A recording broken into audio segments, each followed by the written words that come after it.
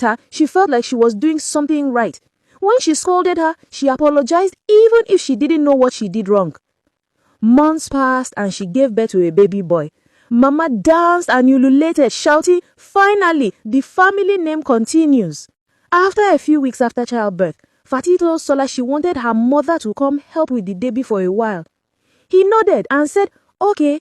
But when Mama heard it, she stormed into the room like thunder. "Over my dead body," she shouted.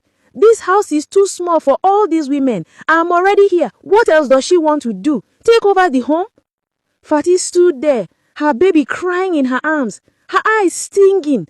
"But Mama," she said quietly, "I just need help for a few weeks. My mother only wants to..." "Enough," Mama snapped.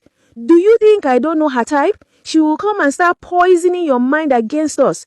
Don't forget who made you who you are, Fati." That night, she cried quietly while feeding her son. Sola didn't say anything. He just lay beside her, pretending to be asleep. Days turned into weeks and things got worse. Mama would criticize everything she did. If the food was too salty, she would tell Bisi.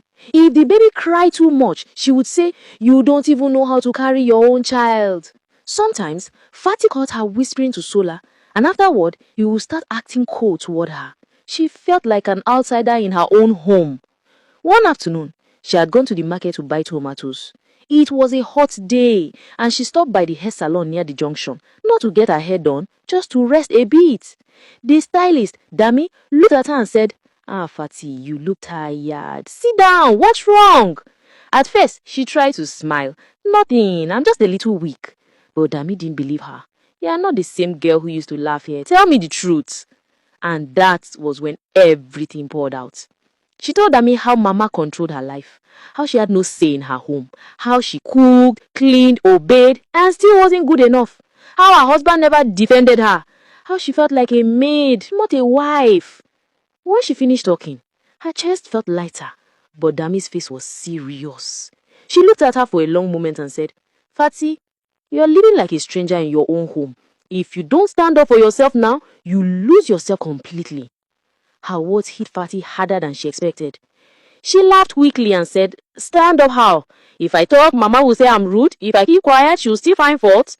Dami shook her head and said, "Then stop trying to please people who will never be satisfied. You are a wife, not a servant. The day you realize that, everything will change."